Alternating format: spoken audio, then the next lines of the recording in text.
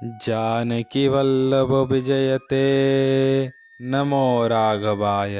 नमस्कार मित्रों, आज हम होली के उत्सव के बारे में जानेंगे। हिंदू कैलेंडर के हिसाब से साल के आखिरी महीने यानी फाल्गुन की पूर्णिमा को होली मनाई जाती है। यह हिंदू धर्म के सबसे पुराने और खास त्योहारों में से एक है। धर्म ग्रंथों में भी इसका काफी महत्व बताया गया है, इसलिए इसे वैदिक पर्व भी कहते हैं। इस त्योहार का नाम होलिकात्सव पड़ने के पीछे एक दिलचस्प वजह है। संस्कृत में होलिका उस अन्न को कहते हैं जो खेत में आधा कच्चा और आधा पका हुआ होता है या जिसे भून लिया गया हो। पुराने समय में इस अन्न से हवन करने और फिर उसे प्रसाद के रूप में बांटने की परंपरा थी। फाल्गुन के महीने में आने की वजह से इसे फाल्गुनोत्सव भी कहा जाता है। पुराणों में इस त्योहार को शुरू करने की कई कहानियां हैं, जिसमें होलिका दहन की कहानी सबसे ज्यादा मशहूर है। आज भी लोग इसे बुराई पर अच्छाई की जीत के रूप में याद करते हैं। अगर कुदरत के नजरिए से देखें तो यह दिन मौसम में बदलाव का संकेत है। इस दिन से बसंत ऋतु की शुरुआत होती है, जिसे प्यार और नई उमंग का मौसम माना जाता है। होली के उत्सव की शुरुआत मुख्य रूप से होलिका दहन से होती है। इसके अगले दिन यानी चैत्र महीने के पहले दिन धुलेड़ी मनाई जाती है।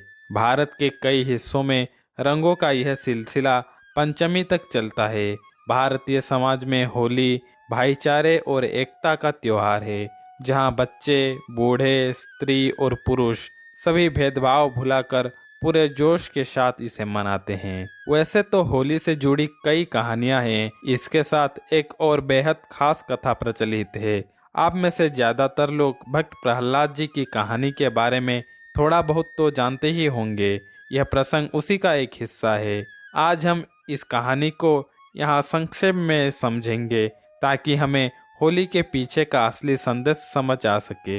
लेकिन जो हमारी श्रीमद् भागवत महापुराण की सीरीज चल रही है, उसमें हम प्रहलाद जी की पूरी गाथा को उनके जन्म से लेकर भगवान नरसिंह के प्रकट होने तक पूरे विस्तार से सुनेंगे। तो चलिए आज जानते हैं कि कैसे एक अटूट विश्वास ने आग की लपेटों को भी शीतल बना दिया। बहुत समय पहले हिरण्यकशिपु नाम का एक शक्तिशाली राक्षस राजा था। उसने ब्रह्मा जी को प्रसन्न करने के लिए कठिन तपस्या की और एक ऐसा वरदान मांग लिया जिससे उसे मारना लगभग असंभव हो गया। उसने वरदान मांगा कि वह न दिन में मरे, न रात में, न घर के अंदर, न बाहर, न किसी इंसान से और न किसी जानवर से, न किसी अस्त्र से, न किसी शस्त्र से। इस शक्ति के घमंड में उसने खुद को भगवान घोषित कर दिया। लेकिन उसी के घर में प्रहलाद जी का जन्म हुआ, जो बचपन से ही भगवान विष्णु का परम भक्त थे। हिरण्यकशिपु को विष्णु से नफरत थी, क्योंकि उन्होंने उसके भाई का वध किया था। उसने प्रहलाद को बहुत समझाया, डराया और गुरुओं से शिक्षा भी दिलवाई, पर प्रहलाद के मुख से सिर्फ नारायण ही निकलता था। जब हिरण्यकशिपु ने देखा कि प्रहलाद उसकी बात नहीं मान रहा, तो उसने अपने ही बेटे को मारने की ठान ली। उसने प्रहलाद पर कई हमले करवाए। उसे जहर पिलाया गया, पर वह अमृत बन गया। उसे ऊंचे पहाड़ों से फेंका गया, पर हवा ने उन्हें संभाल लिया।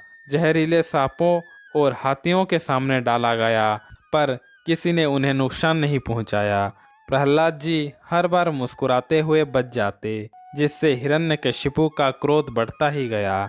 अंत में हिरण्यकशिपु ने अपनी बहन होलिका को बुलाया। होलिका को वरदान था कि वह आग में नहीं जलेगी। योजना बनी कि होलिका प्रहलाद को गोद में लेकर चिता पर बैठेगी, जिससे प्रहलाद जल जाएगा और होलिका बच जाएगी। एक विशाल चिता जलाई गई।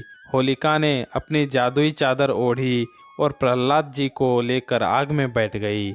लेकिन भगवान की लीला कुछ और ही थी।